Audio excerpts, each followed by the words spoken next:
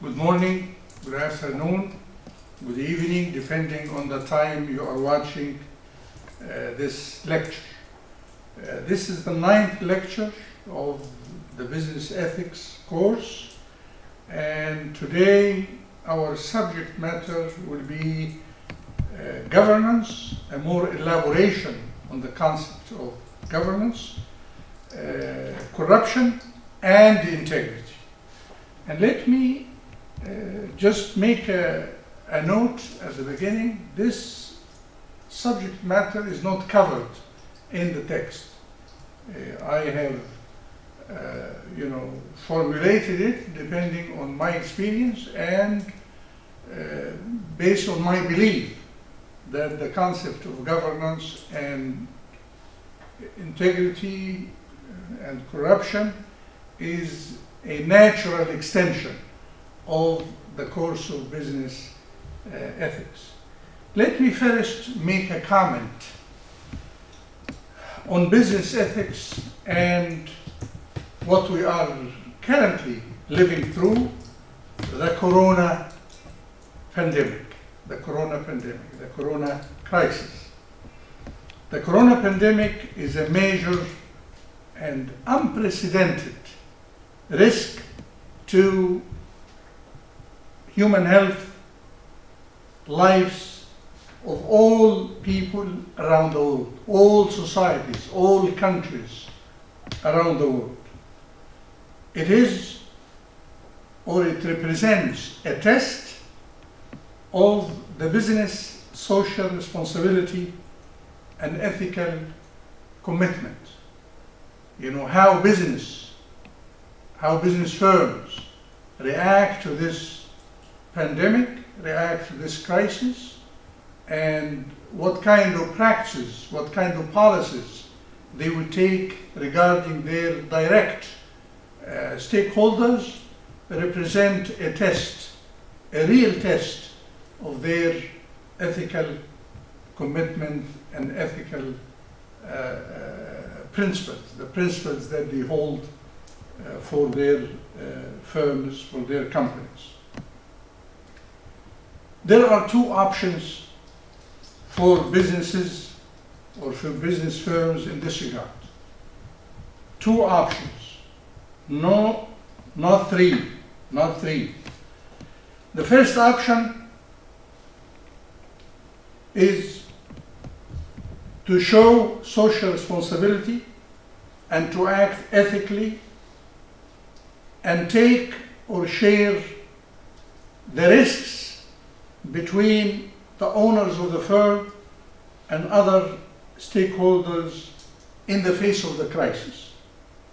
The conduct in this regard is towards their direct stakeholders who might be affected negatively, who might be harmed by the crisis. How the firm conducts itself towards these stakeholders represent, as I said, a real test. The first option is to either the owners take the risk, carry the burden of what the crisis produces,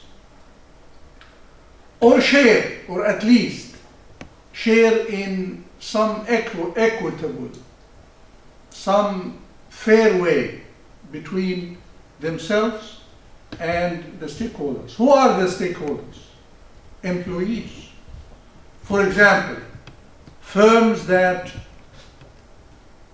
would keep employees working 1 day, 2 days, 3 days a week, but still keep their wages and keep their benefits, is an act of social responsibility.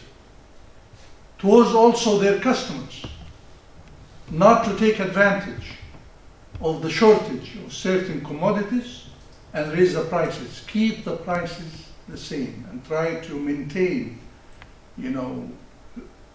good quality of what they provide, what they produce and sell, and perhaps maybe offer additional service to their customers, for example, offering delivery, because people may not be able, may not be convenient for them to go and shop and go out and, you know, expose themselves to the risks of the pandemic. To their suppliers and collaborators also, you know, they maintain good relationships with the suppliers throughout the crisis.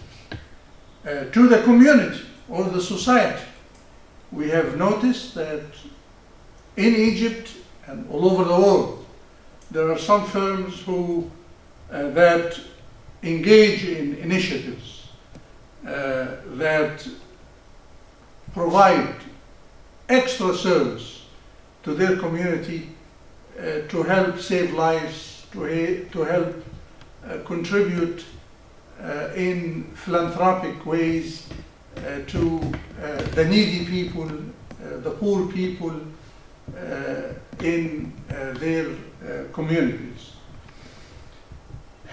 This is the first option. First option is to be good, is to act ethically towards the stakeholders.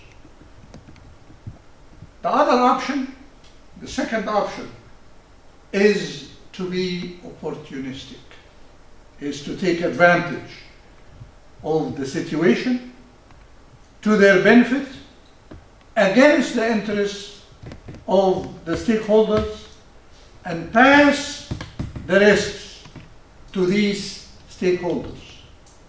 For example, if the company asks people to stay home and then not to pay them while they are not coming to work, it's just to cut their wages, you know, or even to discharge, to separate them, you know, as long as there is no revenue coming, then they would not pay wages for people who are their employees who are staying home. Even though the firm would have reserves. It's not short of, you know, reserves. It has reserves out of the profit, out of the good times that these people, these employees were there and contributing to that profit and to the good times that these firms had in the past. Or taking advantage of the customers, you know, selling commodities with, and I've watched this. I've gone shopping in a number of places, I wouldn't say, but I have found the prices, you know, almost have been raised, you know, in some cases 50%. So these firms, these companies are exploiting the situation and taking advantage to their benefit. To also the suppliers, the collaborators, you know, the community, you know, there are means and ways that the company could act not in a responsible, socially responsible way or in unethical ways towards these stakeholders. I said there are two options, either to be ethical or to be unethical. There is no third or neutral option or stand in a situation that is facing the whole world and facing the whole society in this regard. Socially responsible business the socially responsible business conduct involves taking proactive and visible forms. Why proactive and why visible? To encourage other firms in their vicinity, to encourage other firms in their community to do similarly, to act and behave and conduct themselves similarly. So good firms, ethically responsible and socially responsible firms provide also good models, good examples for other firms. There is a great room, a great and wide leeway for firms to engage in innovative initiatives in this regard. There are all kinds of means and ways the firms could be socially responsible under such a crisis.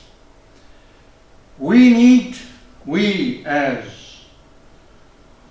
citizens, customers, employees, members of the society, we need to be watching and we need to be cognizant, vigilant of the business firms that choose option 2, that decide not to act in ethical ways, but to take advantage and to be opportunistic and try to capture, chances and opportunities to make extra profit during the crisis. Firms also have social responsibility towards their collaborating firms and towards smaller firms in this regard. Larger firms that have good reserves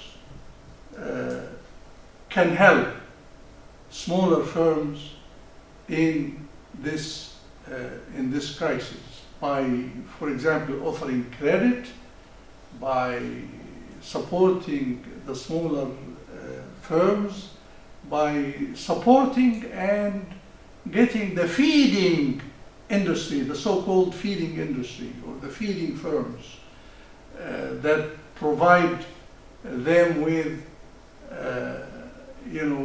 supplies, parts,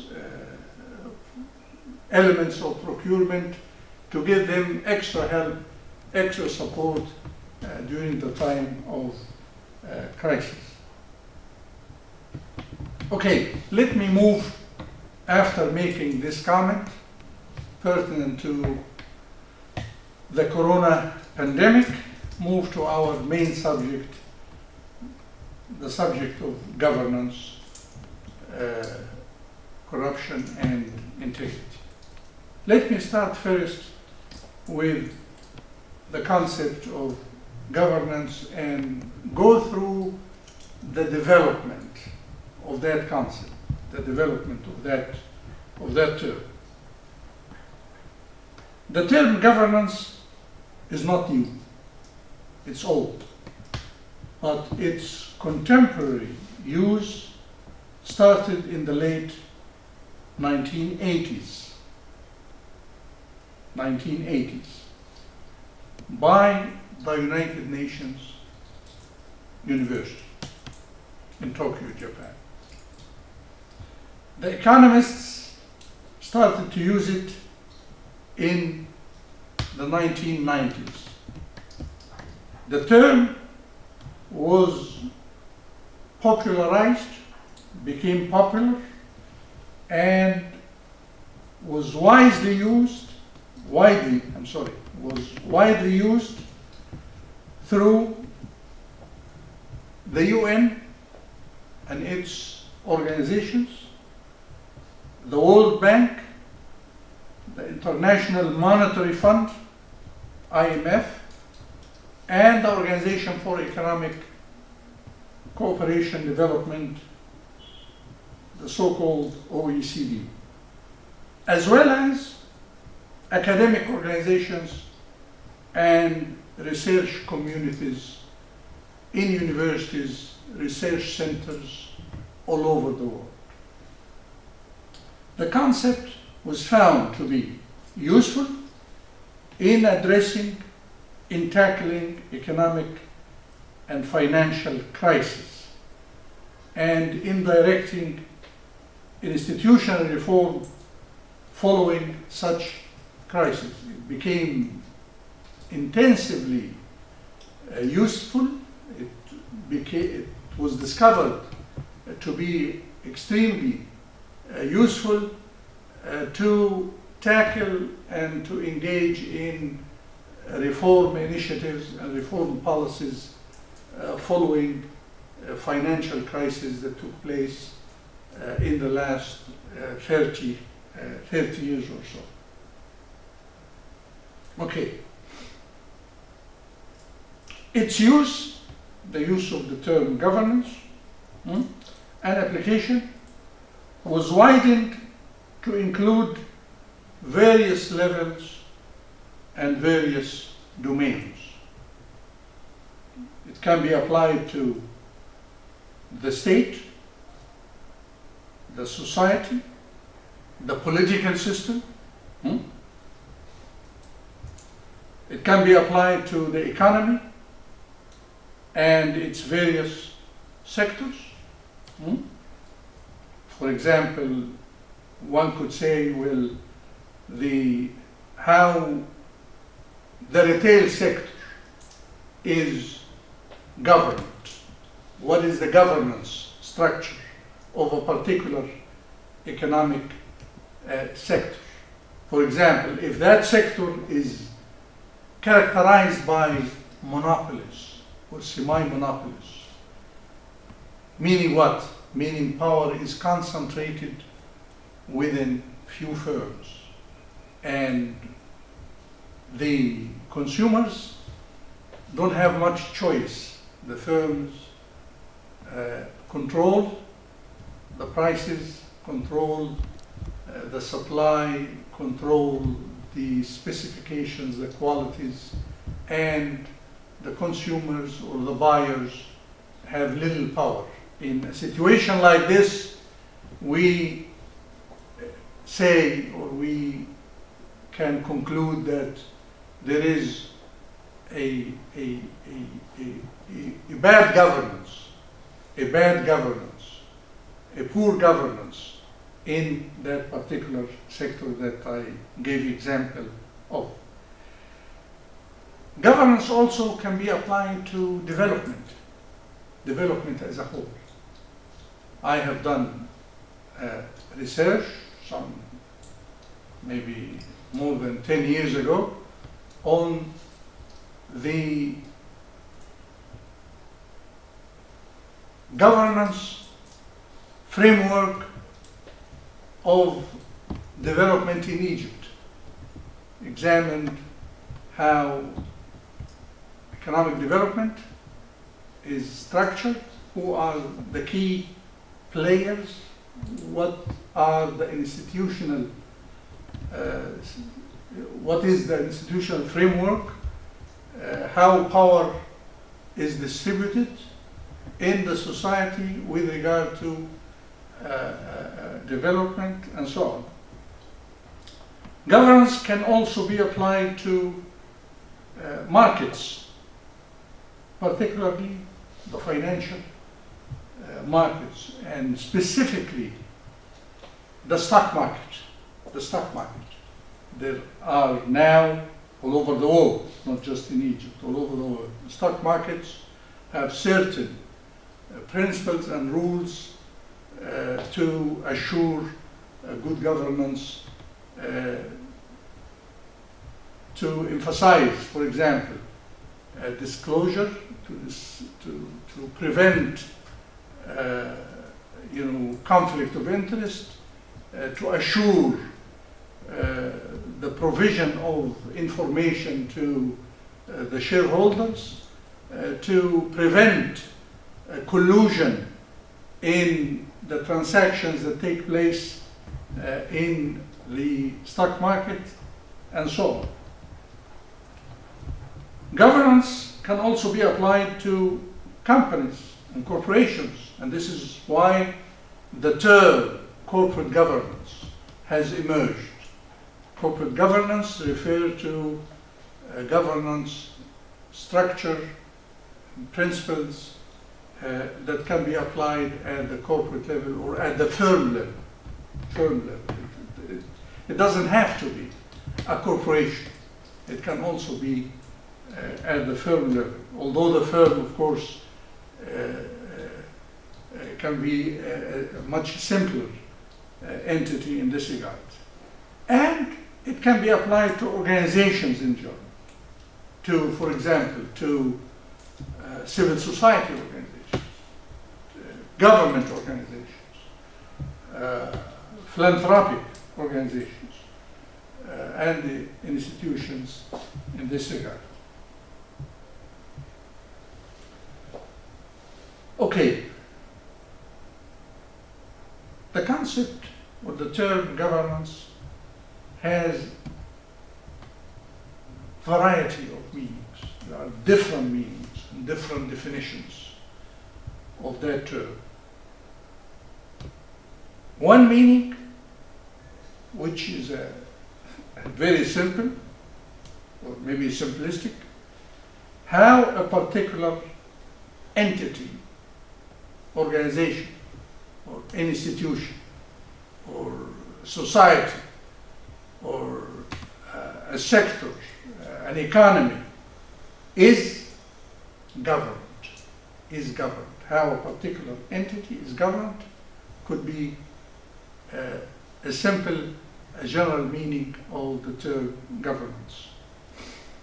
It could also mean how power and authority in a particular entity are distributed, structured, and practiced, and how control and accountability is set, structured, and practiced, including the various mechanisms for the exercise of authority and the exercise of accountability in this regard.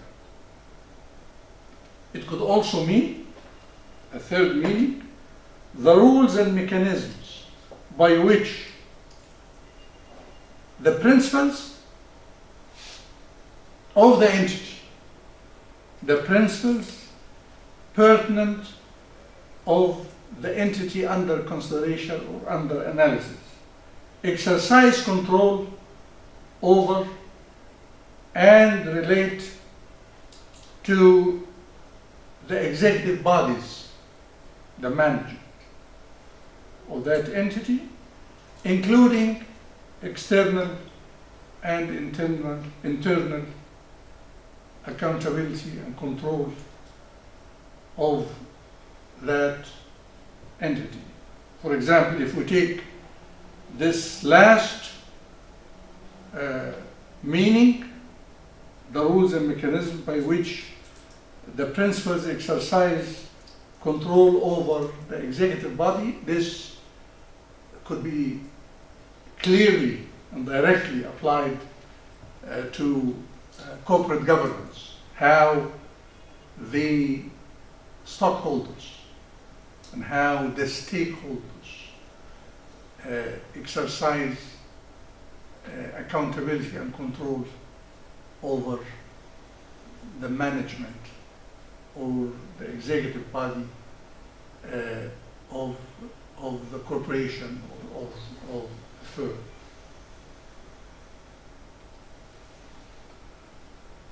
It could also mean an additional definition or meaning, the rules governing the relationship between the owners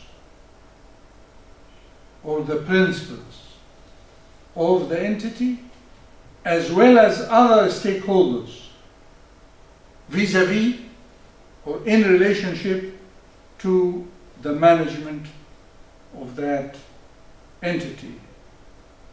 Notice here that I didn't say the owners alone. I said the owners, principals, as well as other stakeholders. Other stakeholders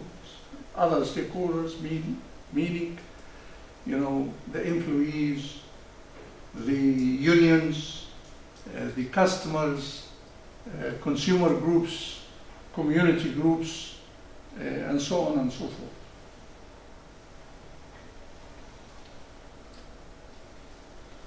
What are the dimensions? Elaborating more on the concept. What are the dimensions and elements of the concept of governance?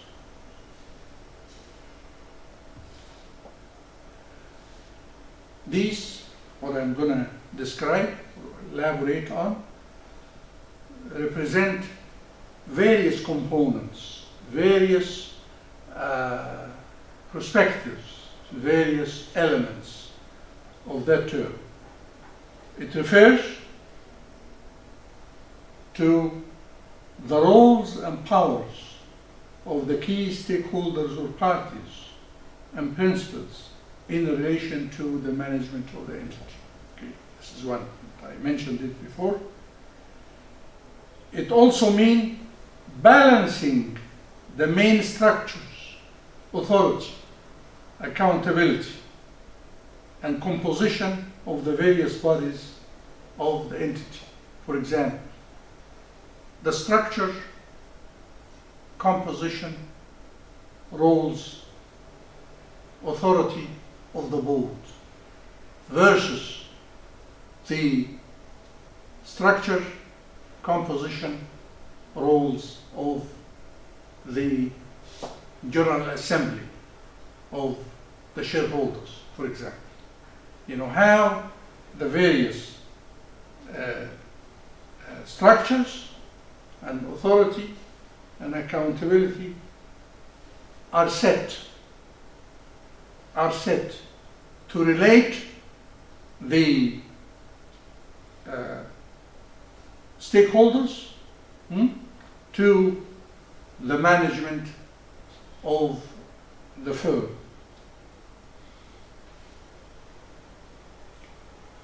It could also mean,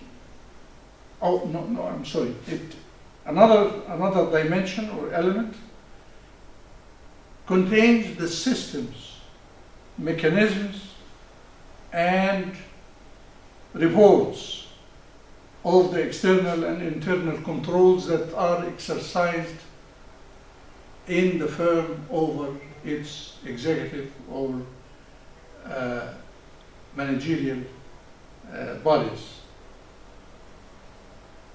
Another element or dimension which is usually used, very commonly used, is the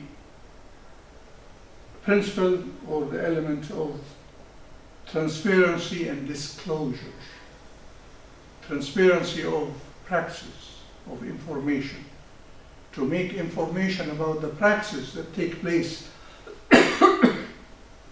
within the firm accessible to the stakeholders, and accessible to the shareholders, accessible to the various groups that need to know what is taking place in the firm. And this transparency is not confined to the right of a particular group, but it can be applied as a general principle to all what the firm does. Disclosure means availing information, providing information and making such information accessible to the stakeholders. An additional element in this regard is the requirement for the effectiveness of the various bodies in the structure. Effectiveness of the, for example, effectiveness of the General Assembly representing the shareholders or the stockholders, effectiveness of the Board of Directors, effectiveness of the auditing body, internal audit and external audit, for example. Still, an additional dimension or element is the requirement for the application of certain principles, the principles of integrity, accountability, equal opportunity, and fairness as key elements of good governance in this respect. Okay? So, good governance, as I have described it, the various meanings, the various elements, the various prospects of it, refers to the rules, structure, and mechanisms regarding the relationship between stockholders, the owners, shareholders, but not confined to this group. It's important to mention that there are other parties, other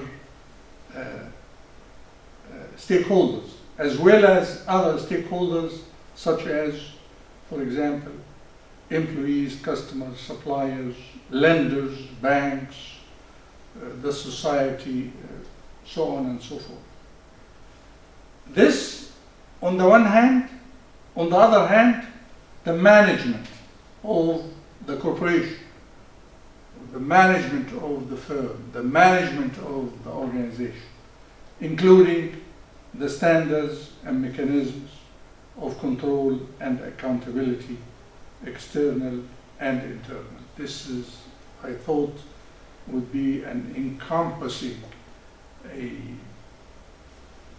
trial of formulating a definition that would encompass, that would include the various elements, the various dimensions of corporate governance, of corporate governance, yes. Remember that corporate governance is a special application of the concept of governance. The concept of governance as it applies to corporations, as it applies to corporate entities. It doesn't mean that governance is confined to corporations or corporate entities. It's a more general, as I explained, it's a more general term, and but here, when it is used for that particular entity, corporations, companies, it has a special meaning, and I gave the definition that include the various elements as they apply to corporations. The key parties and elements of governance, okay, of corporate governance, not just governance, but corporate governance. I'm going to correct it to include the term corporate governance here. Of course, the General Assembly and the shareholders, what are their rights? How do they exercise control? How to protect the minority shareholders, for example? How to make sure that they have access to information and to exercise control and to know what is taking place and what is being done by the management. The second element here or the second body, or the second party here is the managing board, the executive board of the corporation. What are their authorities, responsibilities, accountabilities, how to exercise such authorities, and how they are selected, the composition of the board, the responsibilities of the board, and so on. The board is the strategic level of the firm, but you come down and then you find the executive management, general managers, department managers, division managers, unit supervisors and management. This is another party or element of the structure. And then you have the internal control system, how it is set and how it is exercised, and how the board and the executive management, monitor and supervise and control the various decisions and the practices within the firm. And then you have the external control, the audit. The audit or the auditor is usually selected by the General Assembly, and it reports, the audit unit, the audit firm reports to the General Assembly about the examination of the books, the financial statements, and the various accounting practices that are used by the firm. We have also the banks that provide loans, financial support to. We have the financial authorities, control bodies, like the stock market in Egypt, not just the stock market, but also the General Financial Control Authority, هيئة الرقابة المالية, and we have the investors who engage in buying and selling shares in the market, and we have also the community and the society in this regard. I'm going to continue in the subsequent lecture. Okay, I'm just going to continue here the subject matter of corporate governance. I tried to give a comprehensive, more inclusive definition of the term, and then I mentioned the various parties and elements of corporate governance, and now I'm going to talk about the principles of corporate governance. Okay. There are about 14 principles in this regard. So we'll take them one by one. The first principle is with regard to the role. Okay?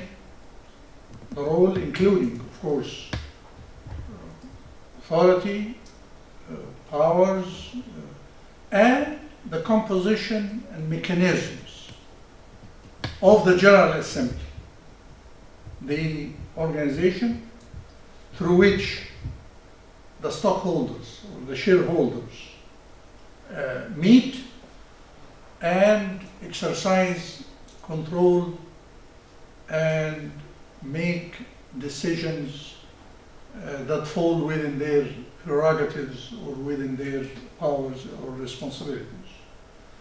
You know, laws and regulations of the government usually define. It's not just something that is left to companies, but government regulations and laws define the role, composition, and mechanisms of the General Assembly.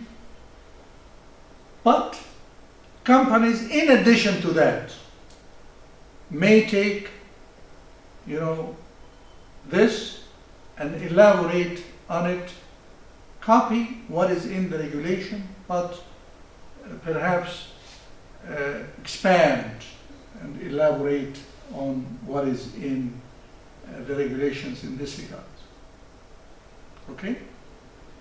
The second principle is that the shareholders need to be equally treated, need to be fairly and equally treated. So,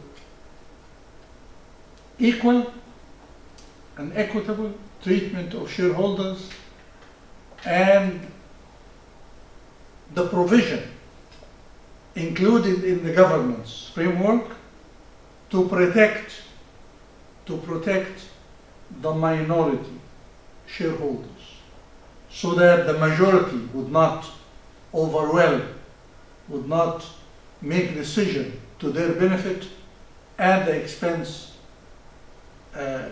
of the minority shareholders. The third principle is pertinent to the role and composition of the managing board.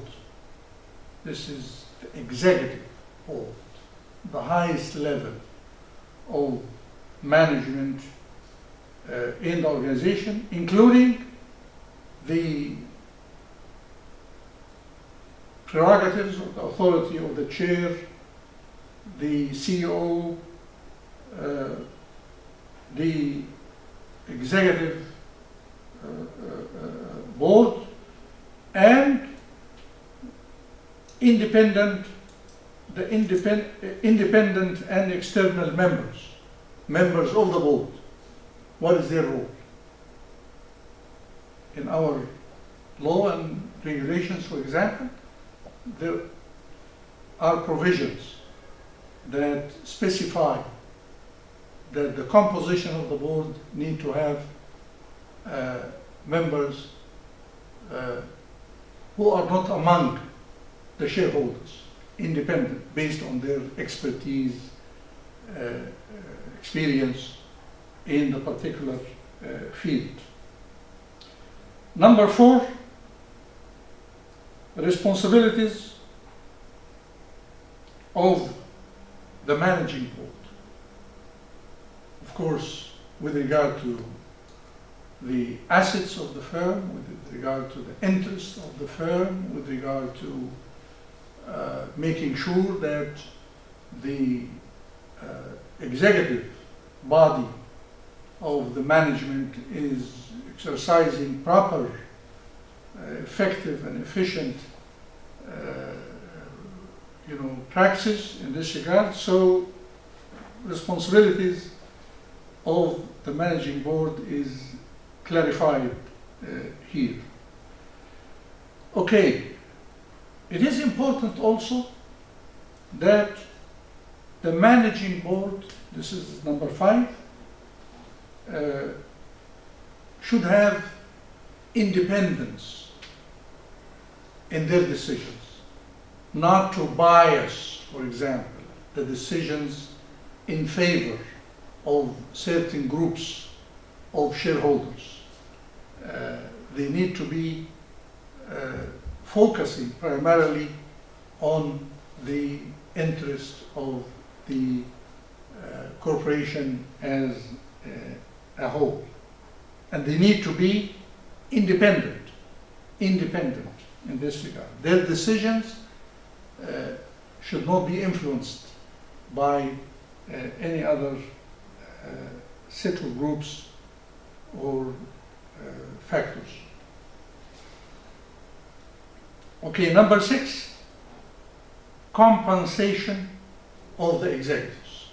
How executives get paid, what level of payment, what is their share in the profit, what are the benefits provided for them. It needs to be stated, because sometime, and the crisis that has taken place in 2008 in the US and in other parts of the world has revealed that executives sometimes exaggerate their compensation. They receive excessive compensations and benefit, and even in the times of crisis, not just in good times, but in times of crisis as well. Number 7, compensation of members of the managing board and the managers as a whole. Number 6, how the meetings of the managing board should be scheduled. For example, every 3 months, every month, and what are the procedures and rules for calling for such meetings, for taking the minutes of the decisions taken, and that such, for example, meetings and decisions should be reported to the various regulatory bodies of the government. The stock market, for example, they need to have a copy of what the board has made, decisions and the minutes, the reports about such meetings.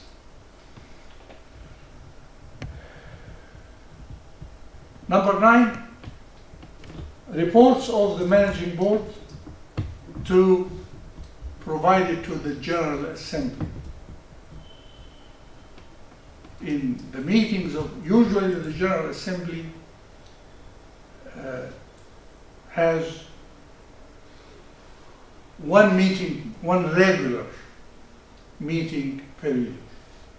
Okay, one of the principles here, what would or what should the reports prepared for the General Assembly should contain? What should they have? Matters regarding the financial statements, a report by the managing board about what has taken place during the year, the prospects, and the policies for the coming year, to provide sufficient information to the General Assembly to provide what the General Assembly and what members of the shareholders group need to know and need to be informed about. Number 10, transparency and disclosure of information towards the General Assembly, the shareholders, and the investors in general. What's the meaning of investors in general? To investors in the stock market who would like maybe to buy shares in this particular company. So they need to be provided with certain minimum set of information that would be availed to them. They could look into the database of the stock market and figure out what are the conditions, what are the financial situation, what are the business conditions of that particular company, and based on that they would decide to buy that share or not to buy that share, including the provision of transparency and disclosure, including protection of whistleblowers. I've mentioned previously the role of whistleblowers in any institution, in any entity. It is people who report wrongdoing, report violation. These people need to be protected, need to be provided with protection and with access through which they can report the wrongdoing, the violations that have taken place. Without that protection, people will be afraid to report out of revenge, out of punishment, out of harm that could. So it is important to provide protection in this regard.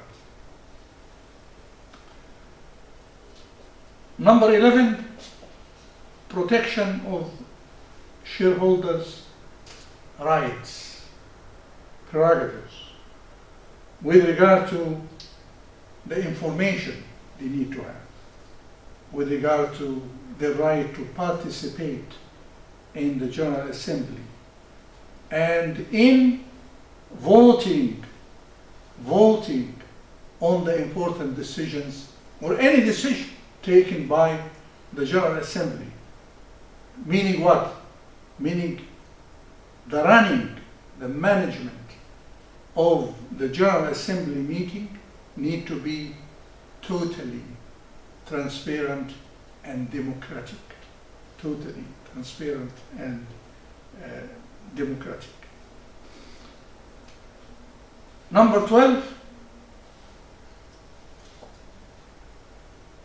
system and mechanisms of internal control and audit. Usually, the law requires that for every corporation, it should have an internal audit committee. And the internal audit committee is composed of certain members. Part of them would be members of the board, and the role of the internal audit is to make sure that the system, the practices, the decisions made are within the rules, are consistent with the law and with the policies and regulations, and do not contain violations, do not contain diversion from such policies or rules.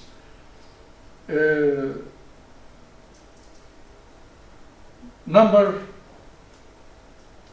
13, this system and mechanisms of external control or audit. Usually corporations, and this requirement is set by law, that corporations need to have an external auditor, an accounting and auditing firm that represent the shareholders to examine, evaluate, and audit the books, financial and accounting books and practices of the firm. So it is important that the selected auditing firm in this regard should be independent, okay? And should be competent, containing people who are well experienced, well educated, specialized, have had good experience in the field to qualify as external auditor. Number 14, this is the last one, regulations for the use and misuse of internal information. And let me give you an example of this. If I am an employee of that organization, if I am a manager in that organization, if I am a board member of that particular company, I know more about what is taking place and what the company is also planning to do, the projects that it has, the expansion, the selling of certain assets, buying of certain assets. I know much more than the regular investors in the stock markets. I should not, because of my position, use such information to my benefit. I should not engage in buying and selling of stock. So there are regulations that provide control and restraints of the misuse of insider information, information that is not accessible, that is not readily available to regular investors, regular shareholders in this regard. Okay, if they are not 14, they are 18 principles. I'm sorry, I said they are 14. So number 15, requirements to prevent conflict of interest of various parties. And let me give you an example here. What is meant? What would be a conflict of interest? If I'm a member of the board, I represent the shareholders. I've been entrusted by the shareholders to make decisions and make policies through the board of that company. I should not benefit personally out of being a member in the board. How would I benefit personally? For example, I could sell an asset to the company, or I could buy certain assets of the company. I could engage in business transactions. If I have a company, for example, I get this company to have a favorable stand in dealing with the company of which I am a member of its board. I should not also engage in consultancy, providing consultancy for pay. You know, all these different examples that I just gave represent conflict of interest. I am a member of the board to take care of the shareholders' interest. I should not benefit myself or benefit, people that I know, my relatives, my family, my friends. I should not make gains out of my position being a member of the board. Number 16, requirements and mechanisms for risk management. Of course, in business, there are certain fluctuations, there are risks, like the corona crisis we are living through now, represent a major risk.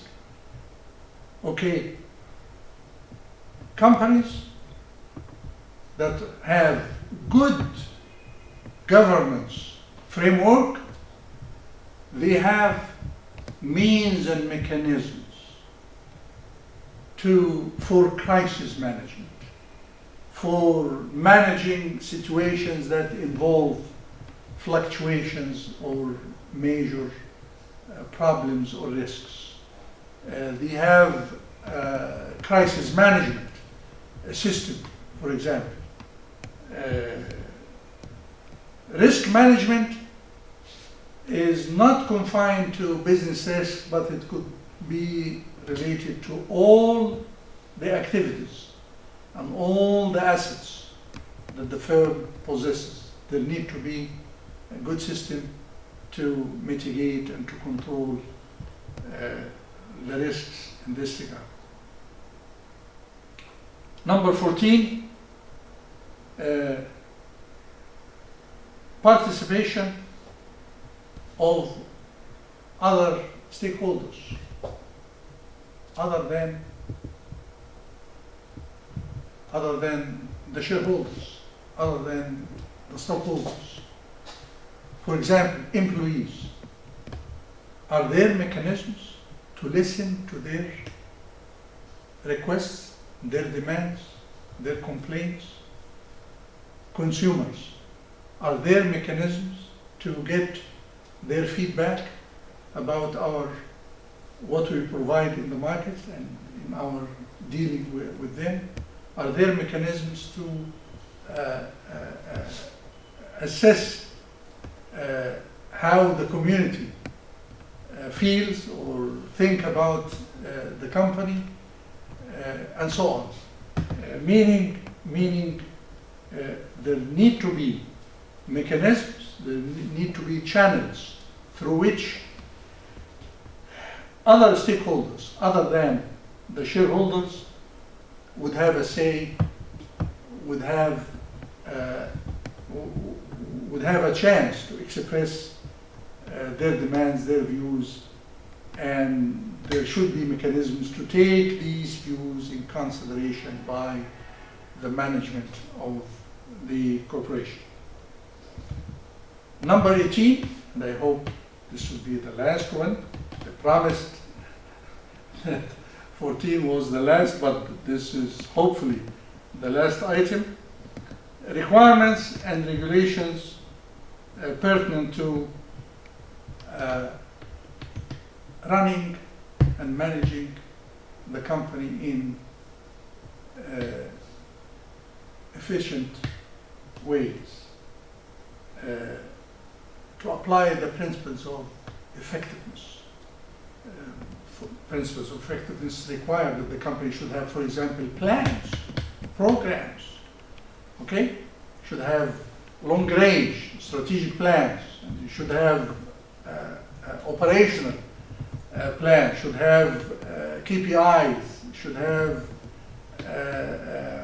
system to monitor the achievement of the various targets, the various objectives in this regard. And also regulations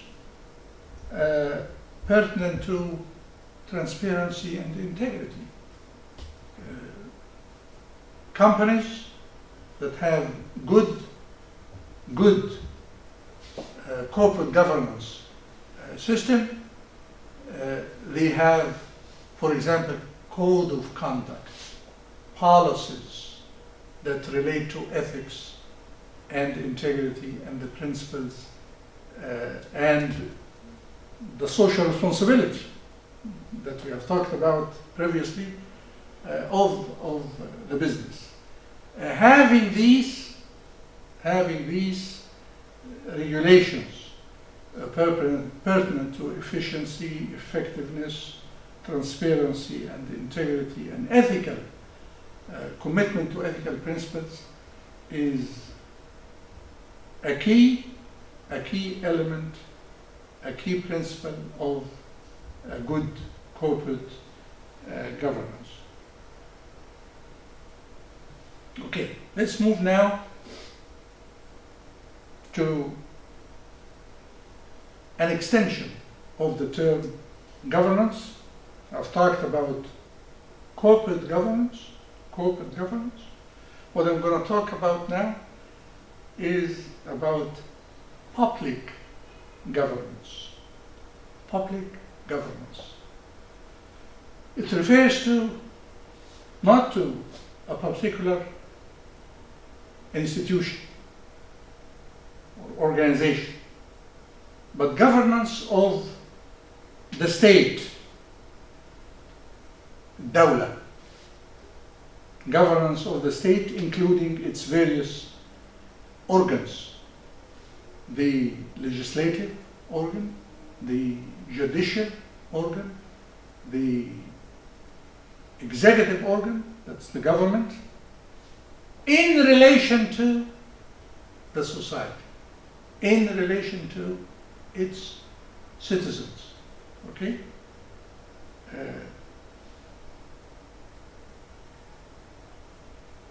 Public governance also mean the rules, the structures, and mechanisms by which state organs and institutions are structured and kept accountable to each other and to the society in general. Accountable to each other means what? Means that the government should be accountable to the judiciary. The government should be accountable to the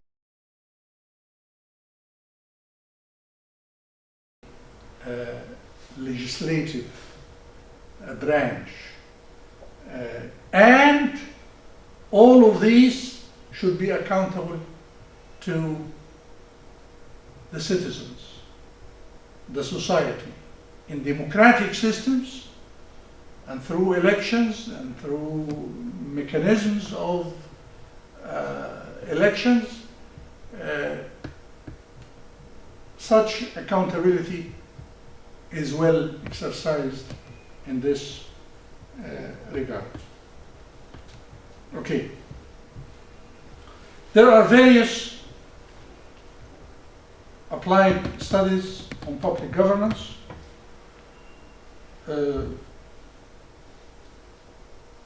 Important among them, studies that have been issued over the last maybe 20 years or more. The World Bank in, I think, 2004 issued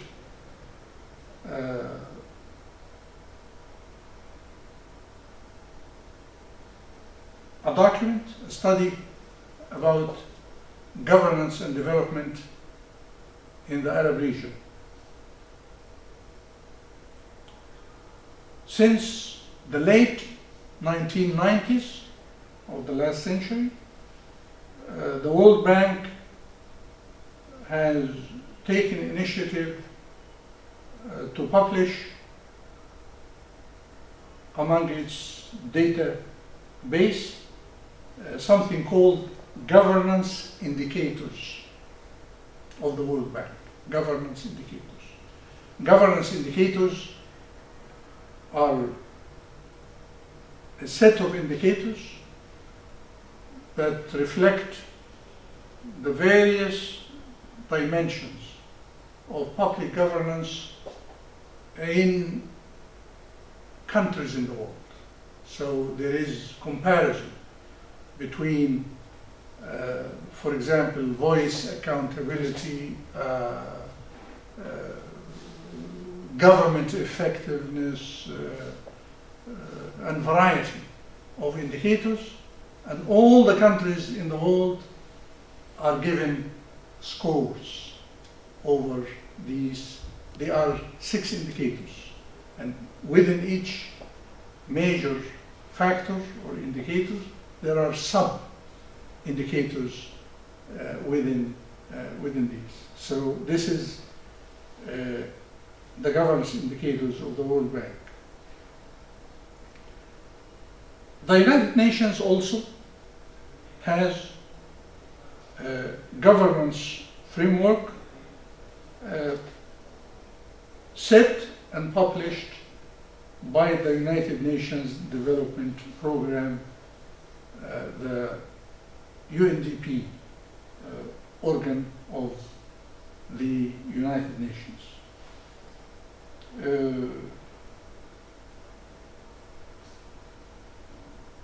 I think that was in 2004, I have conducted a study for the United Nations Development Program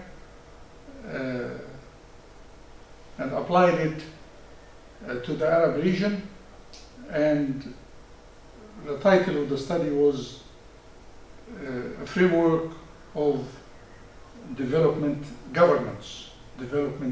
How development could be governed. What are the institutional frameworks? What are the various principles? What are the various mechanisms that impact development? Various mechanisms of governance at the societal level, at the country level. This was my contribution at that time. Okay. What are the elements of good public governance?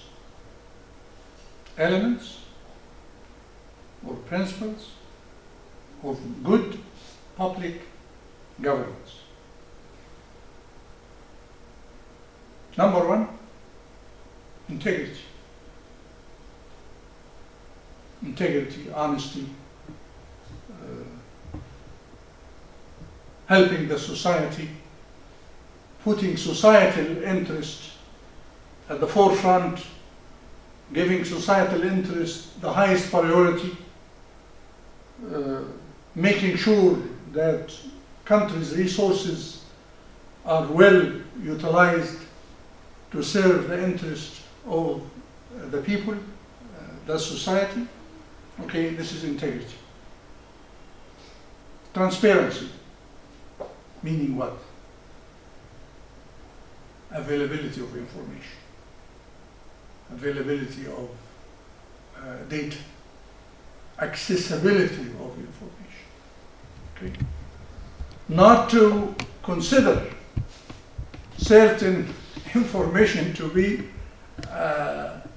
secretive, to hide it on the assumption that this is pertinent to public security, for example. You know, transparency has become a very important tenet of good governance, you know, in various countries around the world. Transparency, for example, means if I want to know what was spent and on what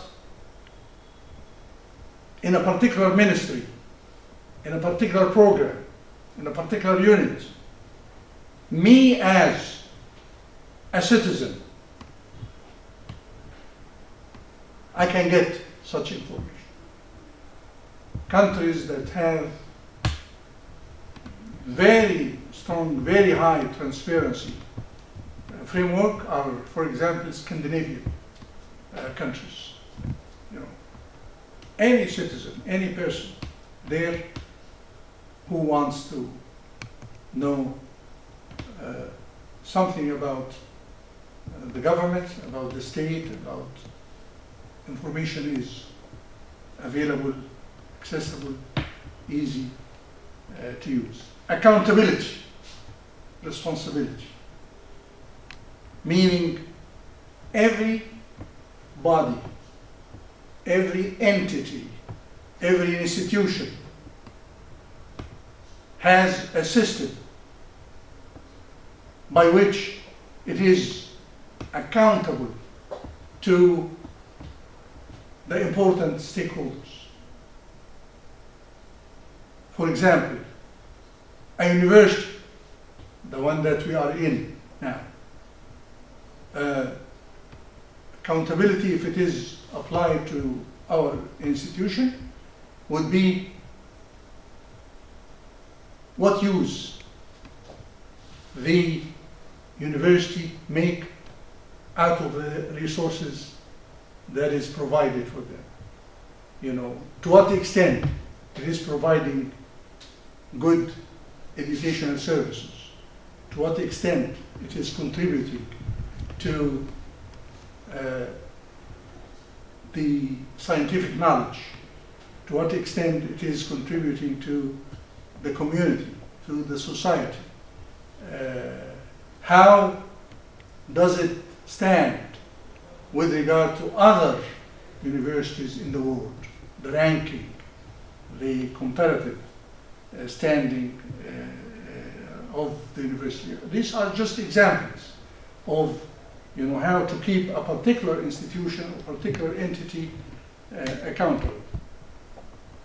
Equity, fairness, to be fair, to be just, to provide equal opportunity to people, to use the same standard in dealing with various people, various stakeholders, various parties the organization or the institution deals with. Efficiency, economy, making efficient use of the resources available, making good use, not to waste, not to neglect certain assets or resources in this regard.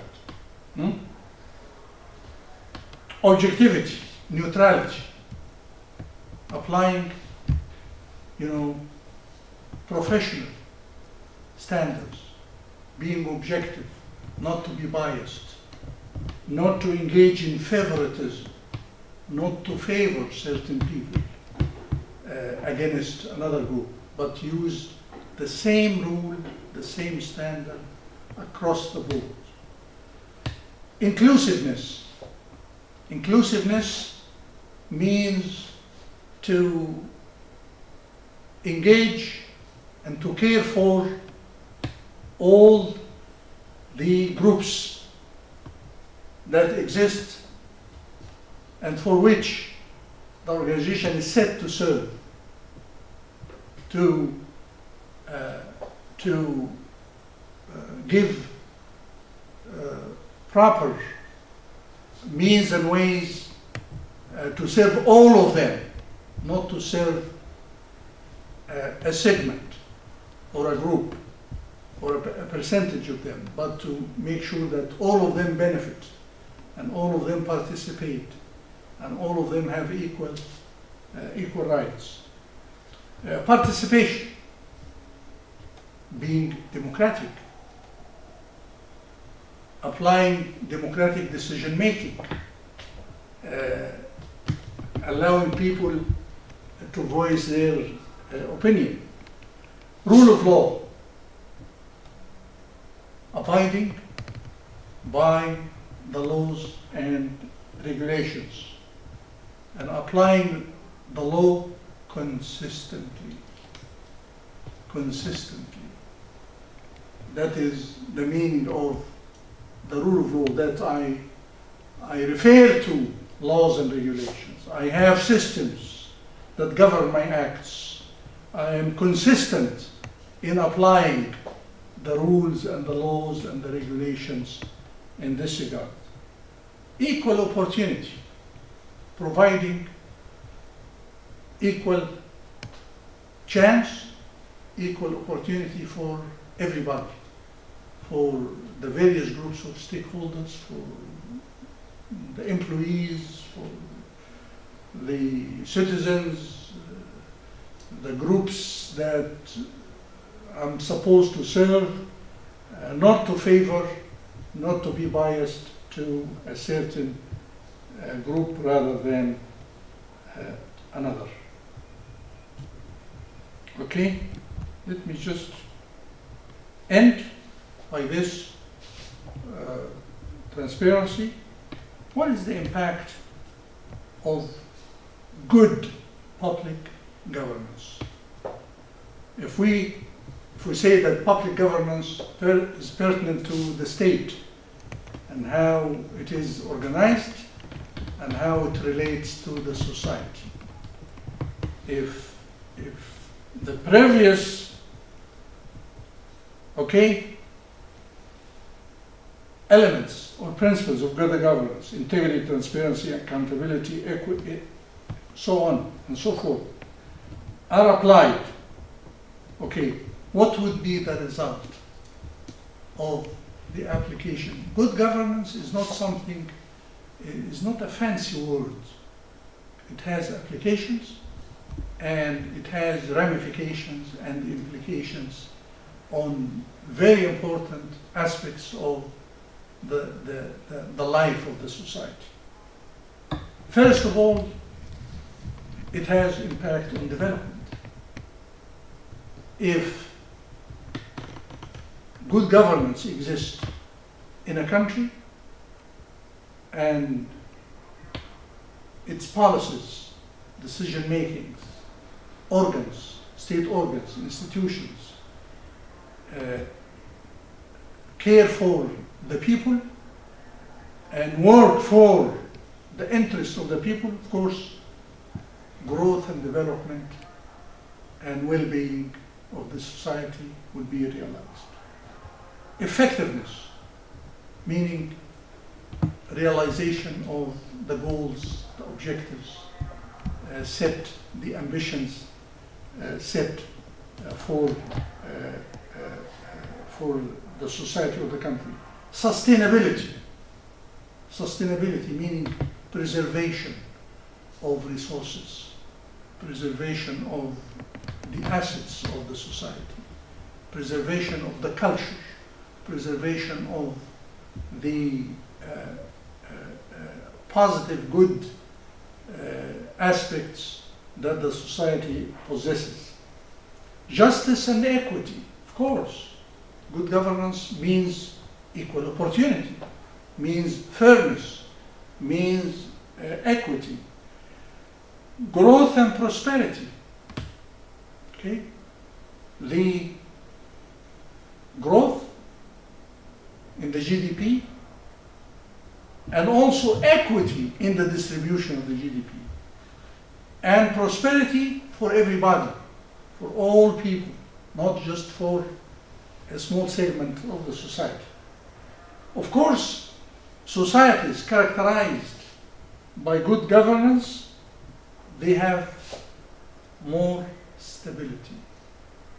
They have less conflict about the societal segments or groups. More stability, peace and security. Peace and security. The preservation of peace and security could be realized if the systems applied are fair, equitable, inclusive. Realization, last item of the impact, realization of the potential of the society, the potential of the economy, the potential of what the society possesses to to realize its internal potential. You cannot do that if you don't have good institutions and well-structured, accountable, good institutional framework or good governance. Thank you.